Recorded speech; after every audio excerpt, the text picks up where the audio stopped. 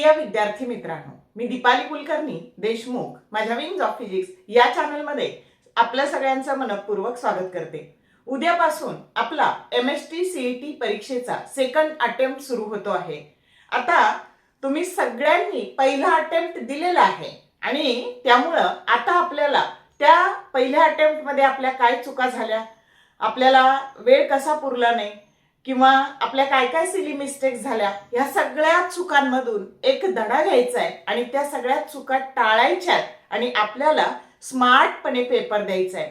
Tension तर सगळ्यांनाच आहे, ज्यांचा अभ्यास झाला त्यांना पण आहे, ज्यांचा झाला नाही त्यांना पण आहे।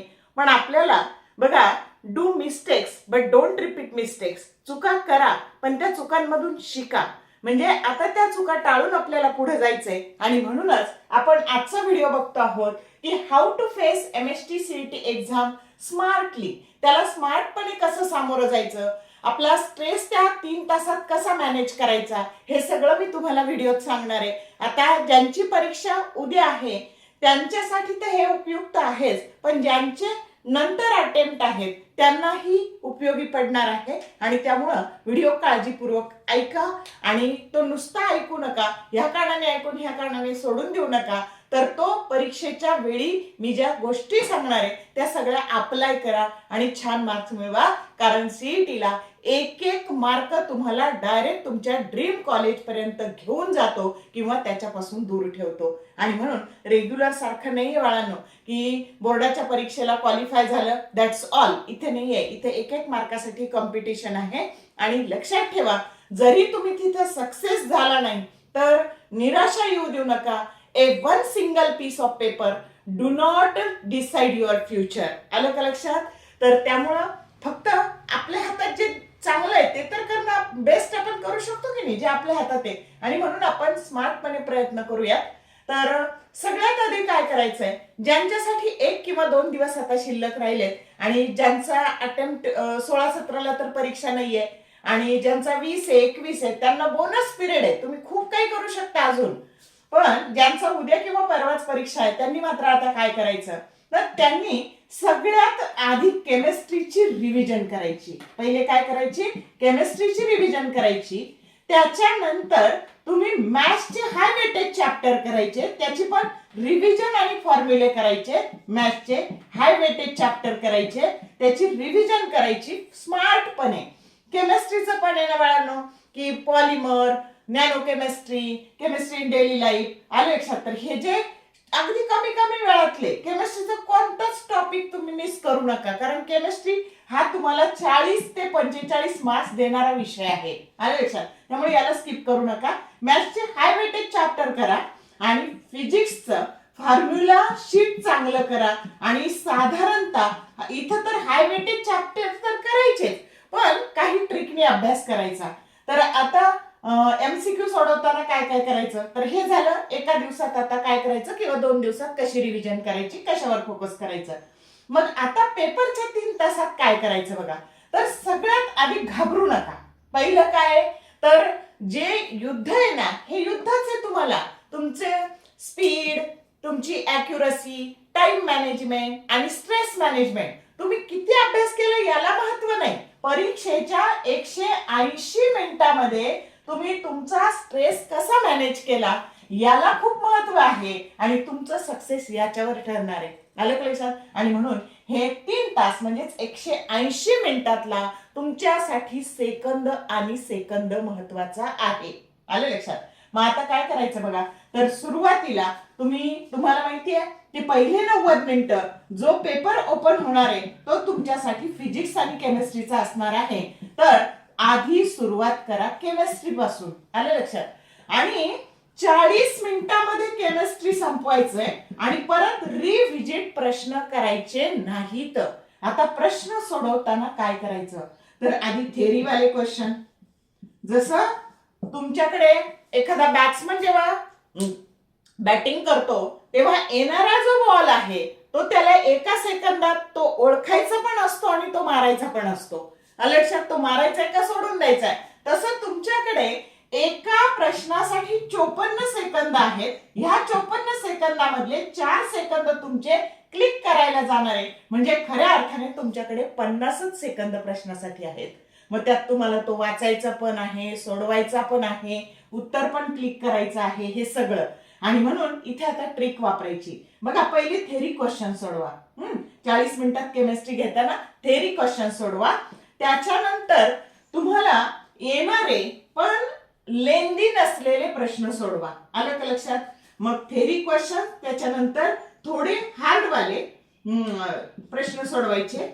आलं का लक्षात? आणि जे लेंदी आहेत, सोपेत पण लेंदी आहेत, ते सोडून द्यायचे आणि परत रिव्हिजिट करत बसायचं नाही. उरलेले सगळे प्रश्न, समजा थेरीचे 20 झाले, हार्डवाले 10 झाले, असे 30 झाले, उरलेले 20 प्रश्न तुम्ही क्लिक करून द्यायचे, त्याला रिव्हिजिट करत बसायचं नाही. आलं का लक्षात?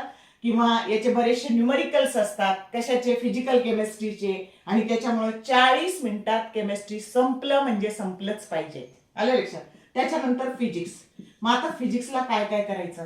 तर फिजिक्सची परीक्षा देताना इथे आधी थेरी प्रश्न परत आधी करायचे, थेरी केल्यानंतर ट्रिक वाले प्रश्न करायचे आणि मग साधारणतः तुम्हाला येणारे प्रश्न ते करायचे, उरलेले सगळे क्लिक करायचे, रिकामे सोडायचे नाही. सगळ्यात महत्वाचा पहिला निश्चय काय करायचा? माझा एकही प्रश्न क्लिक करायचा राहणार नाही, ही काळजी घ्यायची तुम्ही. समजलं? कारण इथे निगेटिव्ह मार्किंग सिस्टीम नाहीये. आणि जसं पहिल्या अटेम्प्टला बरेच मुलं मला सांगत होते, विद्यार्थी, मॅडम माझे हे क्लिक करायचे राहिले, ते क्लिक. टाइम कडे लक्ष ठेवत चला मधून मधून, की किती वेळ राहिला, प्रश्न किती राहिले. समजलं? आणि म्हणून मग थेरी प्रश्न करायचे, ट्रिक वाले करायचे आणि उरलेले सगळे हार्ड आणि लेंदी प्रश्न आहेत ते सगळे क्लिक करून द्यायचे पटपट पटपट. आता बघा, एमसीक्यू सोडवताना काय करायचं? तर 4 ऑप्शन पैकी आहे ना, 2 ऑप्शन हे जागेवर कट होत असतात, तर ते आधी 2 कट करायला शिका. त्याच्यानंतर खूपदा समजा जी असेल, 2 पाय असेल, 4 पाय स्क्वेअर अशी क्वांटिटी कॉन्स्टंट ठेवलेली असते. आलं लक्षात? 1/2 पाय कॉन्स्टंट ठेवलेला असतो. म्हणजे न्यूमरिकल वाचलं ना की पहिले ऑप्शन्स पहा, जे तसंच ठेवलंय ना ते तसंच राहू द्या, नाहीतर तुम्ही त्याची व्हॅल्यू टाकून कॅल्क्युलेशन करता आणि मग तुमचा वेळ वाया जातो. आणि म्हणून always see the option first. त्याच्यानंतर 2 ऑप्शन एलिमिनेट करायला शिका. आणि इथे गुणाकार भागाकार कधीही करायचा नाही, लॉजिक लावायचं. समजलं? त्याच्यानंतर जी ची व्हॅल्यू, ऍसिलरेशन ड्यू टू ग्रॅव्हिटीची व्हॅल्यू 10 टाका. त्याच्यानंतर पाय असेल तर त्याची व्हॅल्यू 22/7 टाका. ह्या सगळ्या गोष्टी विचारात घेऊन तुम्ही एमसीक्यू सोडवायचे. त्याच्यानंतर जिथे डायरेक्ट प्रपोर्शन असेल तर तिथे डायरेक्ट प्रपोर्शन असेल समजा, तर आता कशात डायरेक्ट प्रपोर्शन आहे? तर कायनेटिक एनर्जी ही ऍब्सोल्यूट टेम्परेचरच्या डायरेक्ट प्रपोर्शन मध्ये बदलते. मग Ke2 भागिले Ke1 बरोबर T2/T1. डायरेक्ट प्रपोर्शन असेल तर हे फॉर्म्युले, जेवढे डायरेक्ट प्रपोर्शन आहे सगळे एकत्र लिहून काढा आणि त्याच्यावर आलेले प्रॉब्लेम या फॉर्म्युलेने सोडवायचे. आणि जिथे इनव्हर्स प्रपोर्शन आहे, आता कुठे कुठे इनव्हर्स प्रपोर्शन आहे तुम्हाला माहितीये की मेकॅनिकल प्रॉपर्टीज ऑफ फ्लुइड मध्ये इनव्हर्स प्रपोर्शन आहे.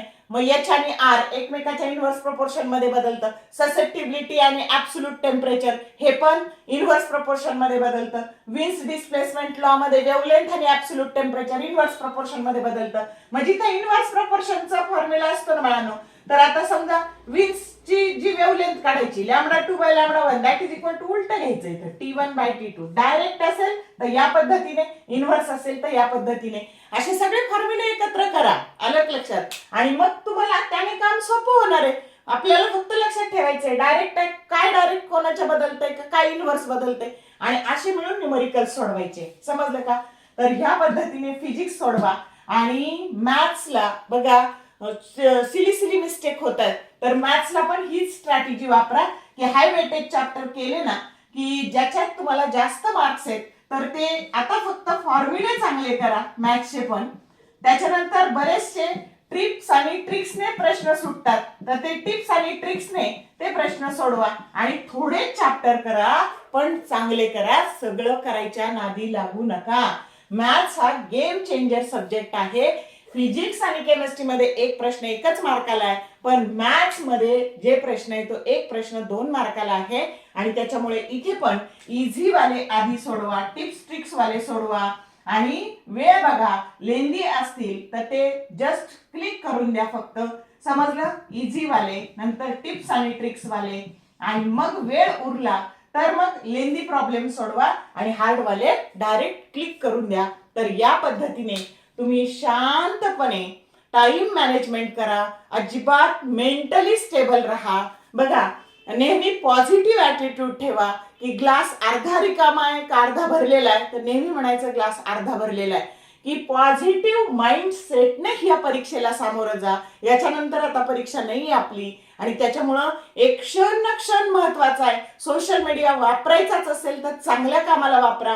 त्याच्यानंतर मी फिजिक्सचे जे हाय वेटेज चॅप्टर सांगितलेले आहे, माझा जो चॅनल आहे विंग्स ऑफ फिजिक्स, याच्यावर खूप सारे मी शॉर्ट व्हिडिओचे PYQ चे शॉर्ट व्हिडिओ बनवलेले आहेत. त्याची प्लेलिस्ट केलेली आहे. चॅप्टर वाईज तुम्ही ते बघितले ना, 6 चॅप्टरचे मी जे हाय वेटेज 6-7 चॅप्टर सांगले त्याचे जरी बघितले ना तुम्ही, तरी तुमचा खूप सारा फायदा होणार आहे. त्याच्या बाहेरचं काहीच येणार नाहीये. 2025 चे PYQ करा, ज्यांना वेळ आहे त्यांनी 24 चे पण करा, आणि मोस्ट रिपीटेड जे PYQ आहेत ते मात्र टाळू नका. एवढं तरी करा, तुमचा निश्चित फायदा होईल. टेन्शन घेऊ नका. आलं का लक्षात? टेन्शन लेने का नाही, देने का. आलं का लक्षात? त्याच्यामुळे अशी परीक्षा द्या की एक्झामिनरला प्रश्न पडला पाहिजे की आता याला एवढे मार्क पडलेत, कोणतं कॉलेज देऊ. आलं लक्षात? एकदम रिलॅक्स माइंड सेटने परीक्षेला सामोरं जा. तुम्ही टेन्शन घेतलं काय आणि नाही घेतलं काय, पेपर तुम्हालाच द्यायचा आहे. तुमची लढाई तुम्हालाच लढायची आहे, आणि म्हणून हे युद्धच आहे. आणि त्यामुळं तुम्ही ते कमी कष्टात किती छान गमिनी काव्याने त्याला सामोरं जाता, याच्यावर तुमचं सक्सेस अवलंबून आहे. टेन्शन घेऊ नका, रिलॅक्स राहा. तुम्हाला बाकी सगळ्या वस्तू ज्या परीक्षा सेंटरला जाताना न्यायच्या त्या आजच भरून ठेवा. All the best for your study, and thank you for watching this video.